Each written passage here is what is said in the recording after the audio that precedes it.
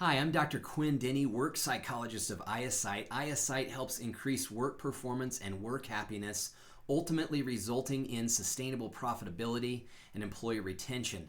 Today, I'm going to talk about a topic that I believe most people are interested in, and that's the topic of personality assessment or personality inventory. Now, personality inventory is important because it teaches us about ourselves. It gives us self-awareness. And when we have self-awareness, we know what to pursue and what to say no to. We can predict what types of activities or what kinds of environment might be good for us, where we'll be highly motivated. And motivation is key. Where there's motivation in alignment with our personality, we're going the easy route. We're cooperating with how we're naturally bent and what we naturally are motivated to do. And when we're not, we're forcing ourselves to do something that we might not necessarily enjoy. One of those is a great work environment and the other is not. Now, when it comes to personality inventory, it's really important to know that you have a valid tool. And here's what I mean by that. Even in today's marketplace, if I were to mention some of the names that I'm thinking about right now in my head, you would immediately know those names of those personality tests or inventories. Now, the reason some of them are well known is not because they're heavily researched, but because they're popular and because people mention them to one another. And let's face it, it's fun to look at a personality inventory and talk about our differences and discover little nuances about ourselves.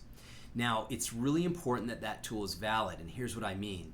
There is popular instruments in the marketplace that researchers have even referred to as witchcraft. And that's not good for you, and I'll tell you why in a second. Also, there's personality inventories that purport to measure different dimensions of personality. And I know of one in particular that recent research shows is unidimensional. That means it's not really differentiating between like extroversion and introversion or achievers and non-achievers, those kinds of things. And so it's important because we make serious decisions. As a work psychologist, I help clients hire candidates.